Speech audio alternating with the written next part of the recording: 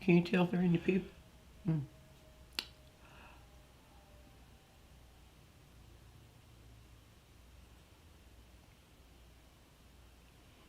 Ready for me to go?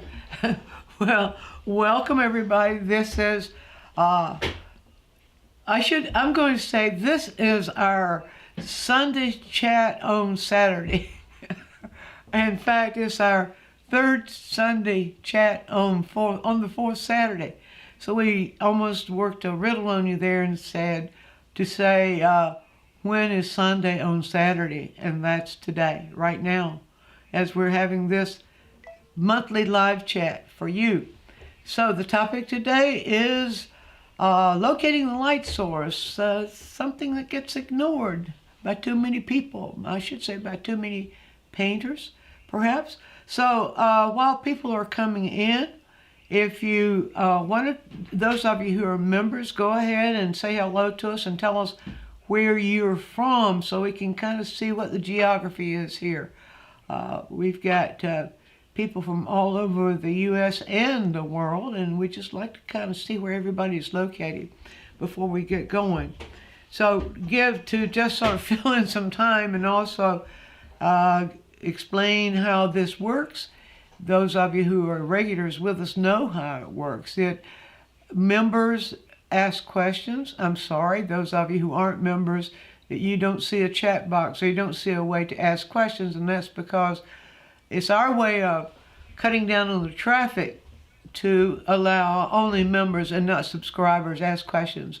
I'm happy to say that we have now almost well over 139,000 subscribers. That's a lot of people to be asking questions. Of course, they wouldn't all be here, but one can hope. So there's Maurice coming in from the Netherlands. Welcome, Maurice. And then there's Lisa from Southeast Alabama. Good to see you. So as you come in, members, check in with us and let us know where you're from, and hope everybody's having a good Saturday today. Here in northeast Georgia, the pollen is having a heyday, and it's windy, and if I sound a little bit nasally, it's because I'm sort of allergic to that. So let's just hope I don't start sneezing during the live chat. So no, I'm not sick. No, I don't have a cold. No, I don't have anything else. It's just the pollen, and I don't agree. So, okay, so the way it's going to work is like it always works on our chat Sundays. I've made a video for you that gives you some clues about how to locate the light source, especially if you're working from photographs. It's easy enough when you're out in plain air to know where the light source is. You can see it for yourself. But if you're working from photographs, sometimes that can be a little bit tricky to find out what that light source is. And it's important. You will find out why it's important, but I'll just tell you. It's important because if you paint your images without regard for the light source and where the major lights are, the light source is causing the major lights and shadows to be located on your images, you could end up with images that are showing like two suns in the sky, and sometimes maybe three suns in the sky, and that can get kind of tricky, kind of quirky. Recently, I saw a painting that was quite well done.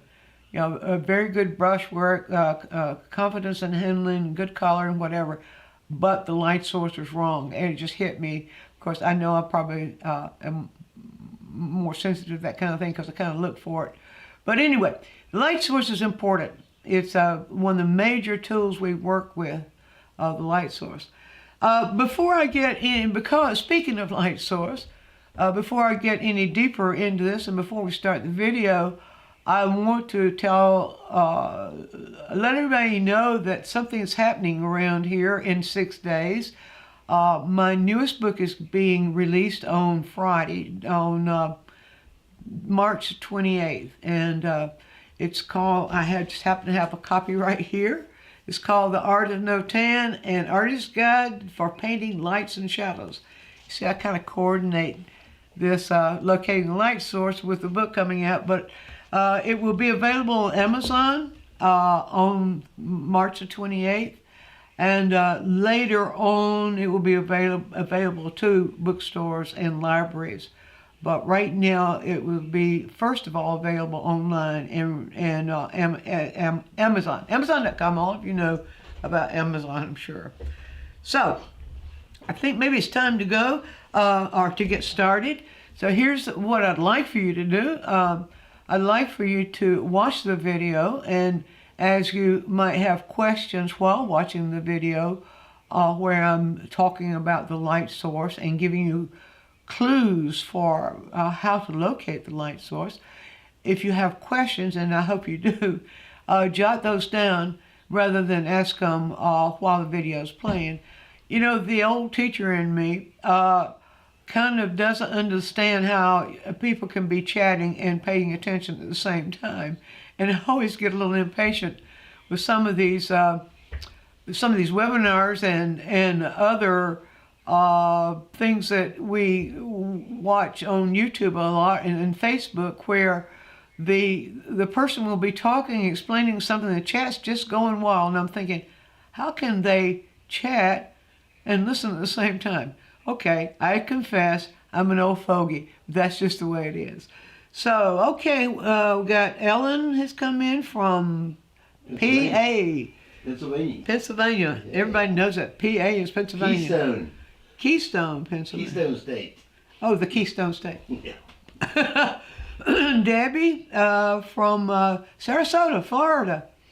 And okay, Roger, are you ready over there with the video? I am. You want to tell? It looks like we have a lot more people than just members in. If you want to tell them how to find that join button. And, oh, yes. What's wrong with me?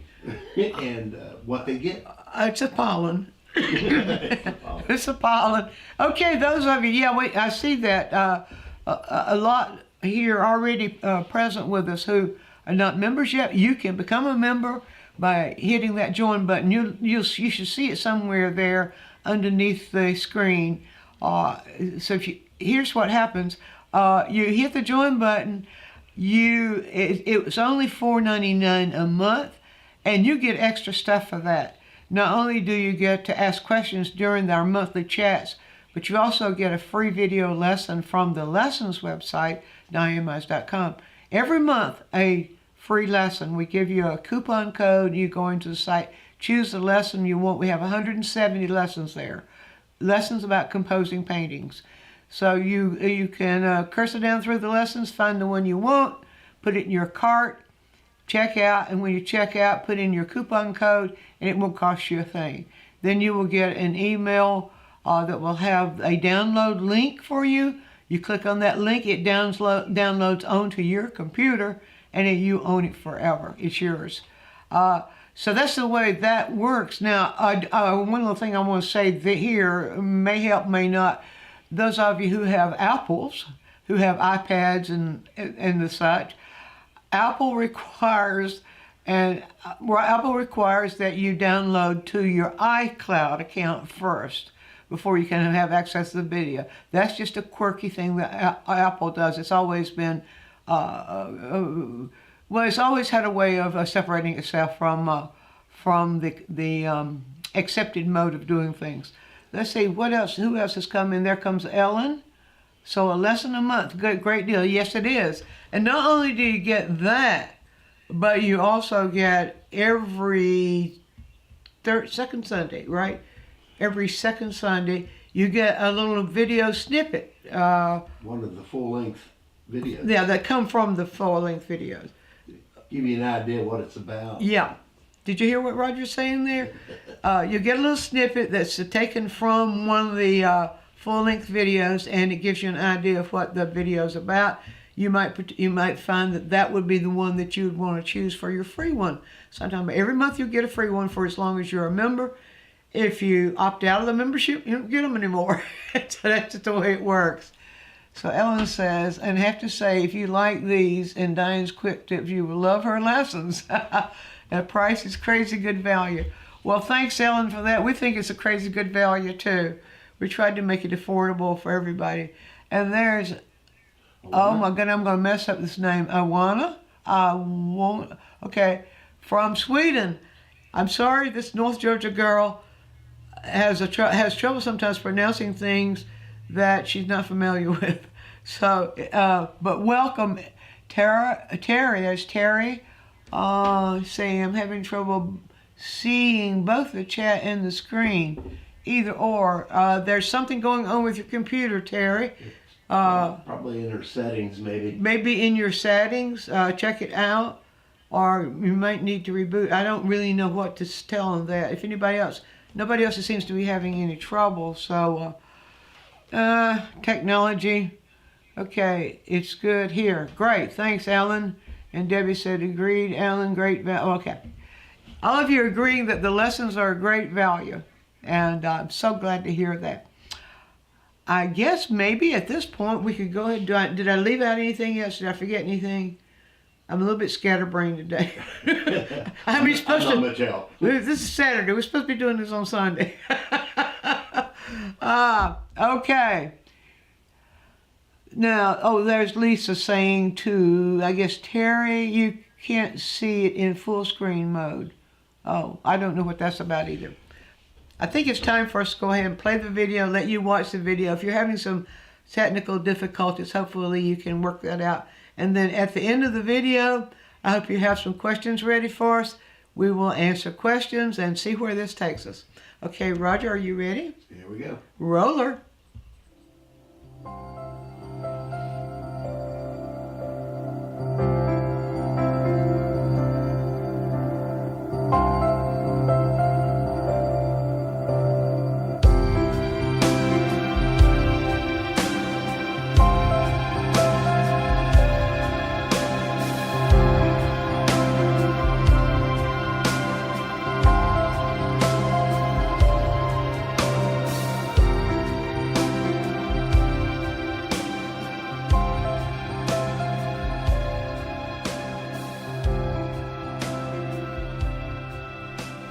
Where are the clues that guide us exactly to where the sun is located, causing us to see this? And this. And this. And what clues do we have here that cause the light on this woman's face to do this? Furthermore, why is it important for us to know where the light source is? Why is it important for us to know the clues that lead us to the light source in the first place? And what are those clues? Too often we get caught up in the drama of an image without realizing that the location of the light source, the condition of the light source, along with its color, is what's causing us to see the image the way we see it in the first place. Let's begin with the basics. The location of the light source is determined by where you are located to cause you to see the images the way you see them. A photographer who takes a photograph that you might want to use for a painting, was in a particular position in relation to the light source. So it's important to figure from the light source in the photograph where that direction is in relation to where the photographer was standing or sitting or lying. Clue number 1. As you're looking straight ahead, are you looking at the light source? Is the subject you're looking at between you and the source of light? If so, that's backlight. Look at this scene. We can see that the shadows are in front. All the major shadows are in front. We can see some edge light that's on the edges of the images because of the light that's behind the images. There's your first clue. Where are you looking? Where do you see the sun? Do you see it straight ahead, above you, to your right, to your left, behind your right shoulder, behind your left shoulder, or directly behind you? Clue number 2. Where is the lightest light and where's the cast shadow? The lightest light will point you directly to the light source, as will the cast shadow. And you can look for a cast shadow to be aligned and directly aligned with the lightest light of any shape. If you look at the direction of the cast shadow, if the cast shadow is more in front of you, like this, the light source is behind. Cast shadow to the right of you, light source is to the left. If the cast shadow happens to be almost invisible, you can see as this turns around, it begins to disappear. If you look directly underneath and see a little cast shadow at the bottom, the light source is directly above the shape. Clue number 3. Is the light source a direct light source or is it a diffused light source? So far, everything we've looked at has been under a direct light source, but a diffused light source has a totally different effect on the images. When we're speaking of being outside, the diffused light source is an overcast sky or clouds in front of the sun. When that happens, the light rays don't hit directly on the images, but they disperse. The cloud cover, or whatever's diffusing the light, disperses the light rays and they bounce all over the sky. So the entire sky becomes the light source. We can find at least 4 distinctions between how the light affects images when the light is overcast and when the light is a direct light source. One of those is the location of the light, something we've been talking about already. Now, on this wave, we can see the location of the lightest light is sort of on the side, to the left, and sort of on the side, as if the light would be coming from almost behind us to the left and hitting sort of in this direction. It's difficult to show that on a 2-dimensional space, but we can see it here, we see it here, and we can see it here. We can see these shadows behind it here. On the top one with under diffused light, we don't really see the lightest lights as we see them here. Now there's one thing, but where we do see the light, we can notice that it sort of hangs at the top. And then we can see as it's going around, we can see it sort of there too. Well, remember the entire sky is the light source. So the lights are going to be reflecting pretty much all over, but we will often find these at the very top. Now in images such as landscapes, we will find those, for example, the top of trees in an overcast will be lighter than the vertical areas of the trees. So the location shows differently in direct light and diffused light when we're outside. One of the most distinct differences we'll see is in color, and it really shows here. Let me just point that out to you. Let's bring the color reader over to examine that. Now if we take the color reader, let's go to the lightest light. Now we see what that reads. We can see the cloud here. The camera is recording that as an almost a red-orange light. The color of that light is this. When we go to the overcast light, let's find the lightest part. Here's a light part right here. Here's a light part right here. Perhaps right in here. Let's call this the lightest light. And we can see that the color reads that as gray. Remember, that's reflecting. All this is reflecting the sky. And the sky is overcast, So it has very little, if any, hue in it. And we can see that color right here. Another distinction there will be the color that we see reflected in the water itself. So let's examine that. We'll just go right in here, and we see several values, but let's just take this color right here and place it right here. We can see that is in our blue or greenish blue range. When we go up to the overcast sky and we take an example, let's take it from about where we would see the same thing happening, this kind of situation. So that would be about right in here. And we can see almost no hue. Almost no hue. It's almost totally neutral.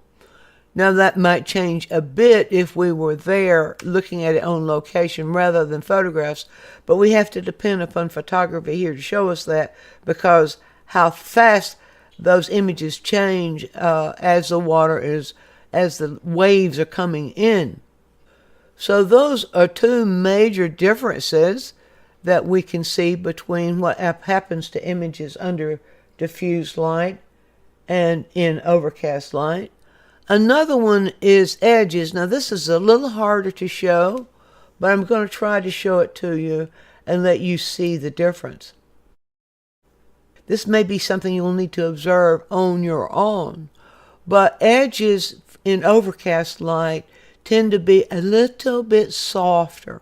We don't see as many areas in overcast light where we see a really, really sharp edge. And we can notice that in areas like this area right in here. Let's see, do we have an area where we can notice it in this? Perhaps right here. A little difficult to see, but look for that. Overcast edges don't have the definition of light that the direct light edges have. So therefore, the overcast edges are just a little bit softer. The other difference we will find in overcast light and in direct light is the range of value. In overcast light, the range of value is closer. We don't see as many really extreme darks or occlusion shadows, and the lights in overcast light are a little bit darker than the lights in direct light. Now again, we can show that with the value finder. And let's examine where we found the lightest lights. There they are right there. And we see there in the value reader, that is really a halftone 1 or 2, perhaps a halftone 2, meaning it's slightly darker than the lightest light or the center light. That's where the light is shining directly at a perpendicular angle to the image itself. Let's show that difference. All right, here is the lightest light in overcast light. Now let's examine the lightest light in direct light. Let's just choose this one. And there it is right there. So that's a little close in value. We'll put that right here beside this. To show you that in value, I can bring it down to the most neutral on the value reader, and we will get a true value reading there. There's the value difference we see here. The direct light, the lightest light in the direct light, the lightest light in overcast light that we see in these two images. You can make that comparison yourself. If you take a photograph of the same image in a direct light, wait for an overcast day and take a photograph from the same location in overcast light and make that comparison. And then you'll see why it's important that we pay attention to the light source and that we pay attention to the direction of the light source. Where is the light source located? Let's stop now and let you ask your questions.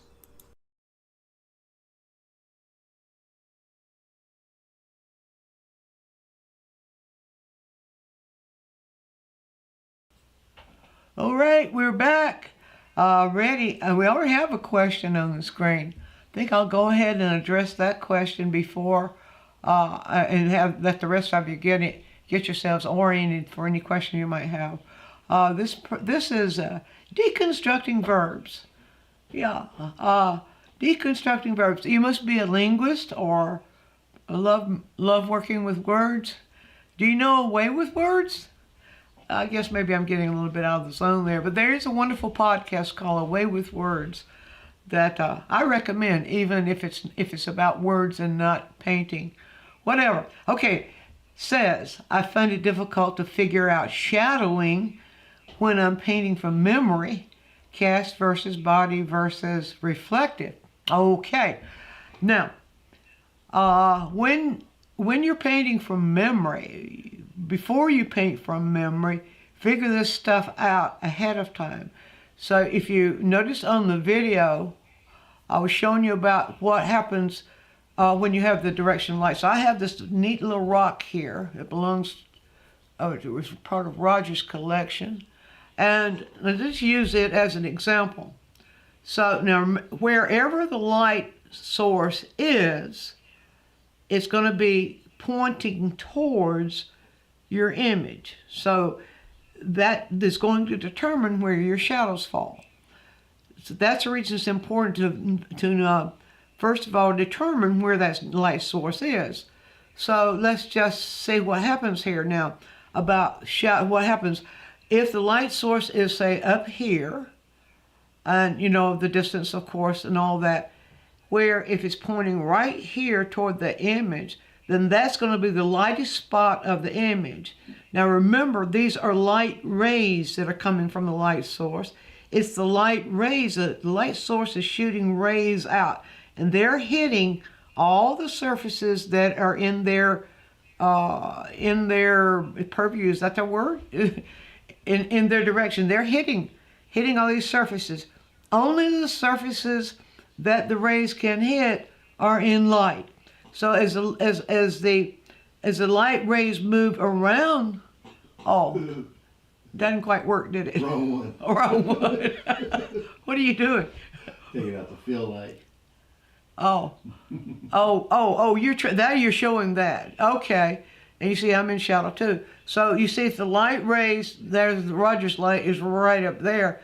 The light rays are coming down, you see right there, the light rays are hitting right there. As those rays go around where you see that the lightest, as the rays can hit any part of this, that's still going to be in light. Where more rays hit it in value, it's lighter than where less rays hit it. So it just makes sense. As this turns around away from the light, it's catching fewer rays. It's not going to be as light as it is where it's perpendicular with the light. The shadows then, now the shadows, the term I use for the shadows, let me get back up there and see what this person, cast versus body versus reflect. The term I use in shadows are form shadows, core shadow, and cast shadow, and occlusion shadow. The form shadows are where you can see shadows on the image itself, where the light rays are not hitting. The shadows that you can see on the image are form shadows. As the image itself, if the image itself is blocking the light, it will cause a cast shadow, and that's the shadow that hits on the surface. It's sometimes where the image begins to curl away from the light and falling into shadow. There might be a little area right there at the point where light meets shadow that will be a little darker, and that's called the core shadow. So that's a little bit more specific than the language that you were using. Now, here's what you can always count on. The cast shadow is going to be directly aligned with the light rays. So it's going to be hard to show that that way. Give me some more light on the other side, Roger. If the light is coming in this, let's say if the light is coming in this direction, it's always hard to see this thing, in two dimension. But if the light is coming in this direction from the side, like that, and if you can see cast shadow, that cast shadow is going to be directly aligned with where the light the lightest point is, and it's going to be directly aligned with the source of the light. Now you can play with that with a flashlight and something like this. Get some sort of simple image that doesn't have too many shapes in it, and put it on a surface and play with it and notice how the cast shadows fall according to where the light is hitting, according to where the light is the strongest. Now when you get that down in your head, then when you're drawing from memory, what you will need to do is to imagine in your memory, imagine where the light source is. And see, in your memory, you can put the light source wherever you want it. Imagine where the light source is. Now that light source should stay in that same place throughout your drawing or painting, else you're going to end up with like several light sources. But just imagine where the light source is, and when that light source is shooting rays, like a hose shooting water, when the light source is shooting rays, where are those rays at whatever angle that light source is shooting those rays? Where are the areas in your imaginary image? Where are those light rays going to hit and where they're going to miss? Where they're going to hit on the image, that's in light. Where they're going to miss on the image, that's your form shadow. Where they're going to miss, where the image is blocking the light, that's your cast shadow. And so those are the three major things that you brought up. I'm hoping that can help you, but you figure that stuff out. It's a good idea to figure it out before you start painting. I love figuring that out in a no-tan.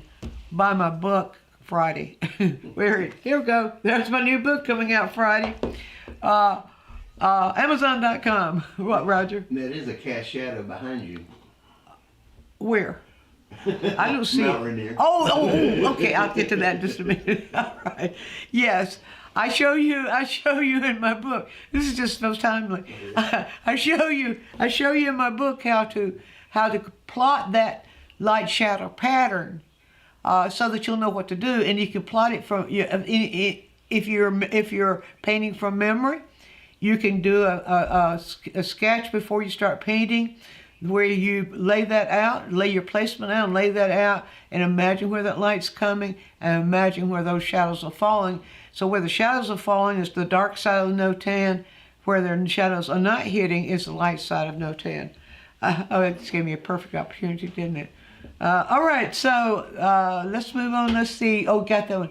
Then Ellen asked, would you enhance the lights and darks if painting an overcast light painting? Would you ever leave it that way, or is there any benefit? Well, you have to be careful. You can enhance the color, and I would advise not enhancing the values, but enhance the color, Ellen. For example, when you have an overcast, things seem to go gray and olive and all of that. Well, you can enhance the color, keep the values the same, but give your colors a little more hue, and that gives it just a little bit more presence. It gives your images just a little bit more presence. Sometimes those who like to paint in the impressionist mode will, if it's an overcast, they will keep their values close, but they'll have their shadows in the cool tones and lights in the warm tones, which is another way of interpreting the overcast or the diffuse light. So you play with that and play with both ideas and see which one appeals to you. But not if you start adding more value contrast, you start giving the interpretation that there's more light there. So the more value contrast you have, the more suggestion there is of the stronger light source. So now we know that sometimes we have overcast skies that are very thickly overcast, and some are very thinly overcast. So if you have a thinly overcast sky, you're going to see a little bit wider value range. If you have a thickly overcast sky, you're going to see that close value range. All right. Let's see. Oh, deconstructing verbs. Thank you. It's not so much the shadow itself, but the values. Oh, are the shadows of all kinds? Yes. All right.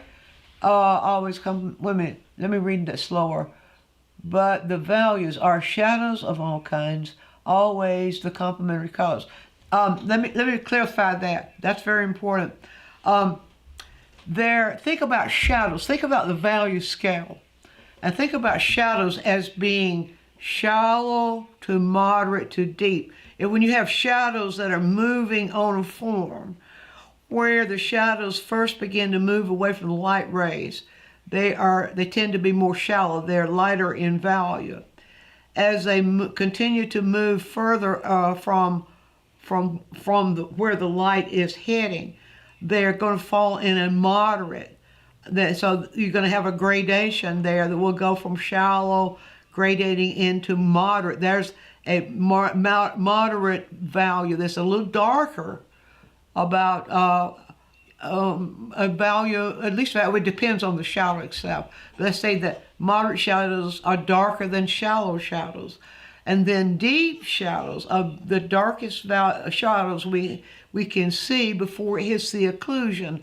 The occlusion shadow is that shadow that gets squeezed out. It's when an image is, see right there, where that rock sitting in my hand, they have that little dark area. There's no, the shadow where it touches my hand is squeezing the light out. That's an occlusion shadow.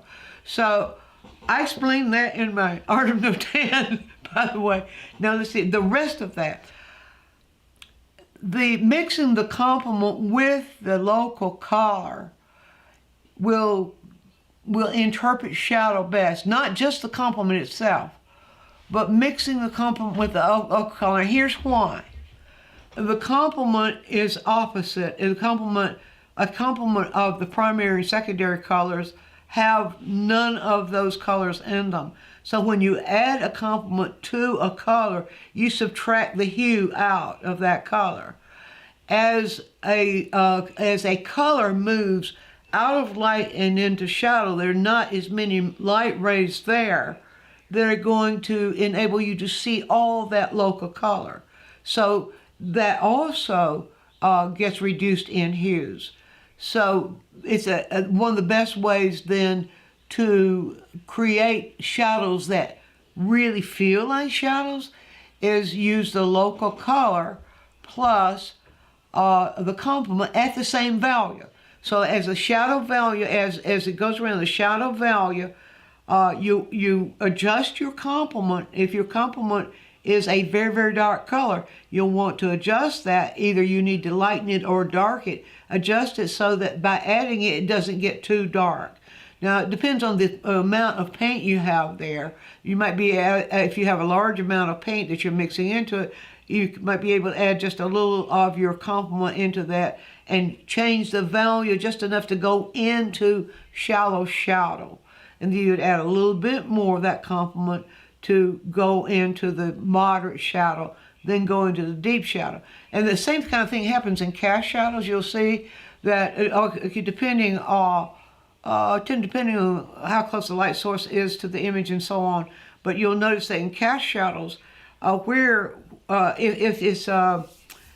the image is sitting on a surface and creating a cast shadow, then where the occlusion shadow merges into deep shadow, it's very, very, very dark.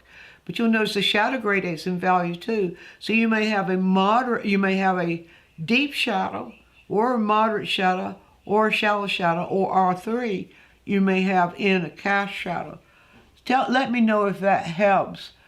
Do you have a name, deconstructing verbs, or shall I continue to call you that? All right, and Ellen asked, I guess you may want the mood. You're asking about the, about the overcast light. Yes, I remember a lesson of yours where we changed the colors when something is gray overall and can do that. Yes, yeah. I do have a lesson with that where you're enhancing the mood. Yes, if you want. Usually overcast kind of suggests a somber mood. So if it's somber or some mood that's in some way related to somber, you'll want to keep that. But you can lean that overcast towards warm or towards cool. So that would be a matter of your interpretation as to which way you decide you want to go with that. Let's see. Exactly, that's what happens. That's deconstructing verbs. Okay, Ellen, what you are saying now, you have mentioned it's ways to know how long to make the shadows on things. At the same time, helps you to pinpoint the light source. Yes, yes. If you study this principle, don't just take my word. Don't try just to memorize it. Try to see it. Try to experience it. We painters too often will try to memorize something and then try to remember what we memorized when we're doing paintings. That's kind of a really tense way to do that. There's an easier way, and that is experience it. Take a principle. I've talked about several ways of doing things already here in this session, but just choose one. Pick one thing I talked about, and do a little exercise. Set yourself up for just an exercise where you can. People say practice, and then we misinterpret what we say. That word practice gets misinterpreted. It's just overused. We were made to practice our music. We were made to practice this, practice that. Experience it. How are you going to experience it without doing it? So set yourself up for an exercise that I've given you here, and let yourself experience that. Once you see it, once you experience it, once you're able to control it by the way you're working with color, you won't forget it. It will be yours forever. So that's what my suggestion is to you there. Find a way to experience it. Get my book for sure. Yes. I don't mind that at all. Your book will get it. I have freedom to create. Oh, good, as Ellen says. It's wonderful. Well, this one is, well, let me just say, I'm glad you have freedom to create. You'll find that this is sort of a follow through with some little bit more experience, a little bit more about the experience of working, but I'm glad you enjoy finding freedom to create. By the way, that's on Amazon too, for those of you who haven't heard of it before. I just get all these plugs in, and I don't care at all. All right, let's see. Deconstructing Verbs is from Boston, Mass. His name is Lou. Name is what? Lou. Oh, Lou, I see that. Lou. Hi, Lou. Lou is much easier to say than deconstructing verbs. However, deconstructing verbs is kind of fun to say. So anyway, not that Lou isn't, but anyway. Ellen says, I appreciate that you emphasize experiencing things instead of memorizing, because we tend to do that. I know that. Like you said, the old school habit. I even know better. From me, she says.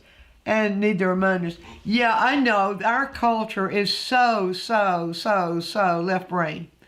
Our culture has taught us, memorize this, repeat it on a test. Memorize this, repeat it on a test. Oh my goodness, especially those of us that came up, shall I reveal, in the stuff that were in the 40s, 50s, and 60s. But that experience is a right brain activity. That gets your right brain going. That gets your imagination going. You think of things when you're having the experience. You discover things that one thing leads to another and another and another. But if you're just trying to recall from your memory what to do, that doesn't get you anywhere. It's more struggle. It's stressful. So I'm more and more I do this thing that I'm doing now, more and more I'm stressing. Let's don't try to just watch a video and try to remember what's there and then try to recall it when we're painting, or watch somebody on YouTube, or watch one of those videos that Streamline puts out, Eric Rhodes and all those. You watch the video, you love to watch somebody else paint, love to watch somebody else finish a painting, whatever, and you start to do your painting, try to remember what they said or what they did. That's stressful. That's stressful. You're being too hard on yourself when you do that. And it's really you're not growing from that. But when you're just having the experience where you take one idea you got from either watching someone paint, or the chats we have here, or a video on YouTube. On the YouTubes, I always like for you to take those YouTube quick tips and give them some practice, give them experience. But when you make the experience your own, there's all the difference in the world, and the freedom and the joy of watching this stuff work. When you're making it work, you're seeing what happens. This is a visual language after all. So yeah, I really got on one that time, didn't I? I am an advocate of experience. Ellen says, okay, is that what we were talking about just then? Because we need them reminders and not like that. Okay, yeah. Yeah. And that's the other thing I wanted to say about the lessons that we have on DianneMize.com. Those 170 lessons in 40 series. The series are each on some composing topic. The lessons are 4 ways of doing that composing topic. Every single one of them has a guidance for you at the end.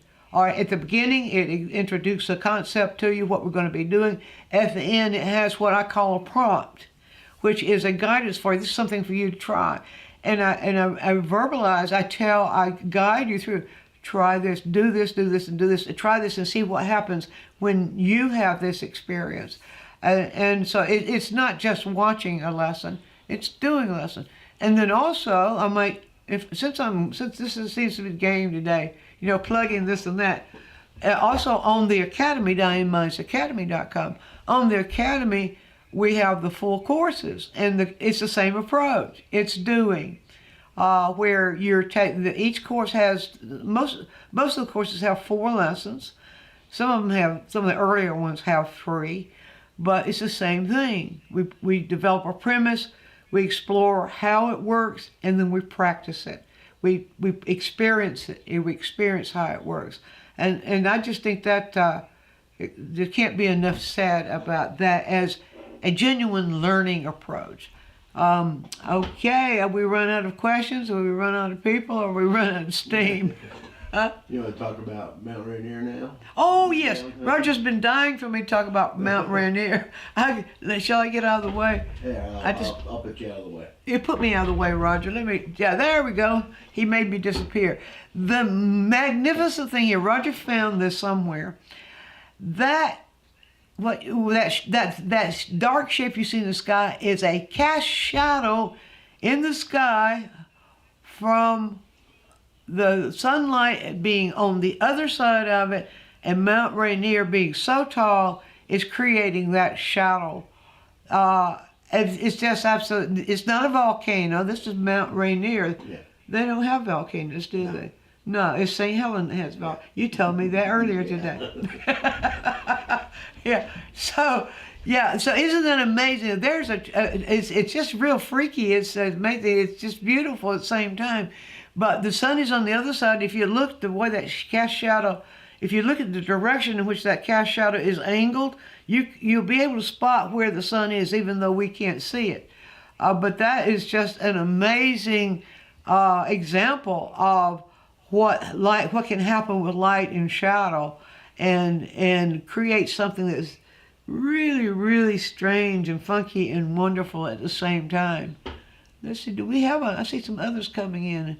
Oh, it's okay to promote your stuff. So won't know what all you have. Oh, so you won't know what all I have if I don't promote it. Well, that's a good point. And this is a good format to promote things. And I may promote again. You're going to get sick of me promoting. If I keep promoting, I'll watch these numbers drop, and I'll be sorry. Ellen, sorry, caffeinated and talkative here. Ellen, we like that. You be as caffeinated as you want to, because we stay caffeinated most of the time too.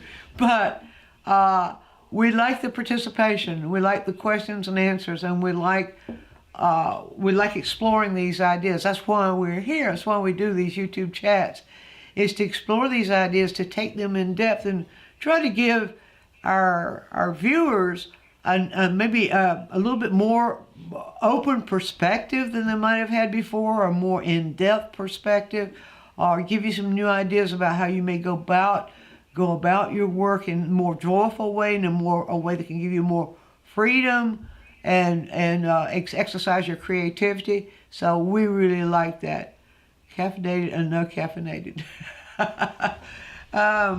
Okay, let's see, how are we doing on time? Oh, we have just a few minutes left. So any other questions coming in? I hope you folks got the viewing resolved. I think we determined that when you're viewing live chat, you can't see the chat and the full screen at the same time. Was that the problem? Was that the issue? You can't see the screen, the full screen and chat at the same time. I believe that's what Ellen came up with. Yeah. Okay. All right. So that pretty much got resolved. Yeah. Okay. Good. All right. Okay. So the light source. One other thing I want to point out to you about the light source, and because it didn't say a whole lot about. I've kept the light source concept more general. I'm talking in this lesson, or in this video, I talked about the light source outdoors. I was presenting the light source outdoors, the sun and the overcast and the weather. The light source is just as important if you're doing still life painting inside in your studio, or if you're doing portrait painting, or any kind of painting you do. The light source is what enables us to see it the way we see it. And so it's very important that the light source get translated according to, well, it's going to be translated according to the way you create your shadows, as well as how you show where the light is falling on your images. But the best way to really understand how that works is to set up still life in a perfect still life setup for studying light source inside. And it can help you outside. It can help you when you're plein air painting as well. Just get some fruit and a variety of fruit. Or I would say, if you still feel like you really need more of the basic experience with it, well, just get some simple fruit, maybe apples and oranges and lemons, or different sizes, not too many, 2 or 3. Set them up. You may want to set them up in a bowl, or you may want to add a banana to it to give you a different kind of shape to work with. And then, those little lights that have the lamps on them. Those used to be what we used to call those little desk lamps. I don't know what they call them now, but you need a light source that has kind of a lamp on it, so it can direct the beams of light towards your image. That should be relatively easy to find, probably on Amazon or Walmart, I don't know. But anyway, and just set it up, not for doing a painting necessary, but just discovering what that light's going to do. And when you, not only at different angles, set at different angles, on this side, set it up at a backlight where you have the light in the back of your images there, and see what's going on in the front. Watch what's going on with those shadows you're looking at when you've got the backlight there, and look at what's happening to the cast shadows. And also put the light behind you, somewhere behind you, and watch what's happening. Put it at all different kinds of angles, because remember, it's not just the source of light, but it's where you're located too. And I almost let that slip. I did go into it in the video, but I almost let that slip in this conversation. Where you're located is going to determine how you see those light rays falling. So you might be, I might be looking at an image with backlight. If I get on the other side of that image so that the light's behind me, I'm going to see it differently. If I get to the right of the image, if I get lower down, higher up, I'm going to see the light falling differently. I'm going to see it in a different way. It's going to create a different pattern of light and shadow. So just giving you some ideas here. I mean, I think we've got enough ideas in this one session to keep you busy for another month at least. Okay, let's see. Was it Lou? Okay, someone other question. Someone other question. When you refer to the local color regarding shadows, you mean the surface on which the shadow is resting, or which is the casting, or which is casting the shadow. When I'm talking about how the light is affecting the local color, I'm talking about whatever image has that color. For example, if it were an orange, the light were the fruit orange, the light reflecting on the fruit orange. The orange itself is the local color, but that light's going to affect how we see that color in various places on the orange itself. And where it falls in shadow on the orange itself, that's the form shadow. And that's going to be a different color than the area that's within the light rays. When that orange is cast onto another surface, then we're concerned about the local color of that surface. So if it's a cast shadow, the local color of the surface onto which the shadow is falling is how we work the color out. It's not an orange cast shadow. If it's falling on a green tablecloth or any other color, it will be then what happens there with the color will be determined by the hue that image, the local color or the local hue of that image. So did that answer? I hope. You missed a couple of questions here. All right. So Barbara, wait a minute. That's really. I'm sorry, Bobsy. Yeah. I'm reading verbatim. Why do shadows spread out as they go further? Well, you think about it like a hose from which you're shooting water. When you've got the nozzle in the hose, you've got one of those little skinny nozzles like the old-fashioned type like we used to have. Notice how when you squirt that water out, it disperses. Well, light behaves the same way. When light is coming from the source, it's shooting out at angles like that. It's a physics thing, and I'm afraid I'll get too deep into what if I try to explain the physics of it. That's the behavior of it. And so my job is to understand the behavior, and then you might get a scientist to explain the physics of it. And of course, that means that the further away a light is from something, then the rays have a tendency to, continue to kind of spread out before they sort of average out. So I don't know if I answered that very well, Bobsy, but you can let me know. Terry says, may I ask about oil of clove? Is it okay to put a drop of each corner of my palette when it's covered to retain my mixtures between painting session? Terry, that's something I never do because those kinds of odors and I don't agree with each other very well. It will be just as well. I don't see any harm in that because a lot of people do it. It would be just as well if you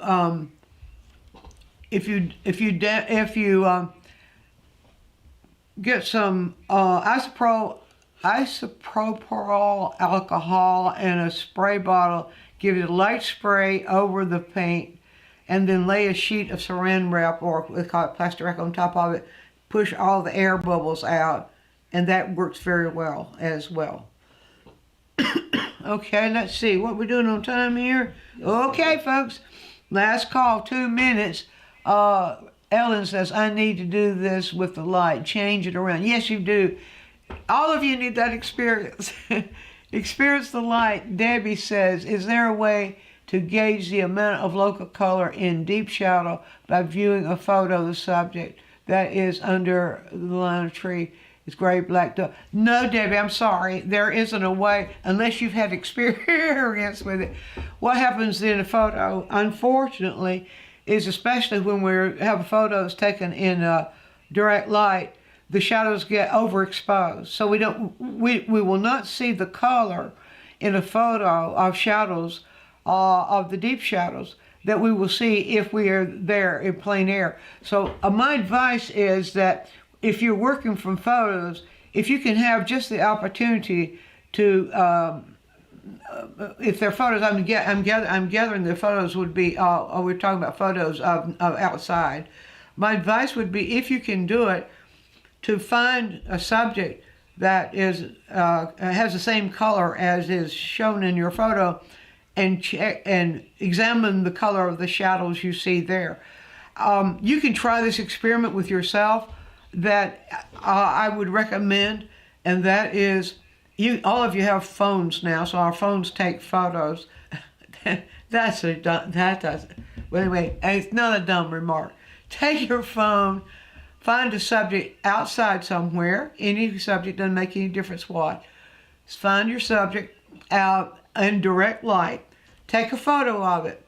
Then bring that photo up on your phone and hold it right side by side beside that image, and compare what you see in the shadows and in the light. Compare the color within the photo against the color that you're looking at with your bare eyes. You will be absolutely shocked, especially if you depended on photos for your subject matter a whole lot. You're going to be absolutely shocked at what you discover. So my advice is know what's going to happen in that color. And also in those deep shadows, they're not going to be as dark and as deep as a photo, especially where there's a strong light just creating a very, very dark shadow. That's not going to be, it's not going to show you as much in terms of color. So I hope there, I see in both would be the same value of blue.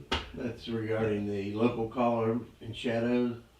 Local color and shadows. That regarding his former post, yeah. Oh yeah, that had to do with the cast shadow and the form shadow. Okay. I know how to answer that. I don't want to make rules about things like that because colors can change. The color of the kind of blue, whether it's a blue that leans more towards green or a blue that leans more towards violet, whether it's dark, middle, or light, whether it's saturated, somewhat desaturated, all that kind of stuff can vary. Depend upon your observation rather than make rules, and you will always discover, or you always get it closer to where you want it to be. You won't struggle if you depend upon observation. But if you make rules about things, then you're going to find that not everything follows the same pattern for the rules. Now, rules are, I'm totally against rules. Rules are different from how things are. Cause and effect is what you would expect, or what you can look for. If A happens, what you can look for to happen in B. In other words, I've been talking about light and shadow. That's cause and effect. These are things that you can observe for yourself. But don't try to, as I said, don't try to memorize them. Don't try to make rules out of them. The minute you make a rule out of it, you're going to discover a circumstance where it didn't hold and your rule's wrong. And if you discover a rule's wrong, that can throw you off balance. So don't live by rules. So, okay, I'm 3 minutes over, and I'm surprised we haven't been kicked off already. From Dianne, rules equal bad. You got that right, Ellen. Okay, folks, it's been a wonderful discussion.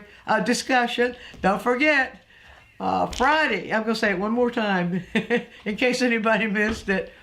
Friday, March the 28th, go to Amazon.com. Check it out, The Art of No 10. It will be released on March the 28th. Art of No 10, but guess who? Me. All right. I hope you enjoy that because I try to make the No 10 come alive, the concept of No 10 come alive for you, and show you ways we can find to make it work for us. Thank you so much for joining us, all of you. You've asked wonderful questions. It's been a great conversation. Enjoy the rest of your Saturday, wherever you are, and we hope to see you again in April, next month, for our live chat. So until then, bye-bye for now.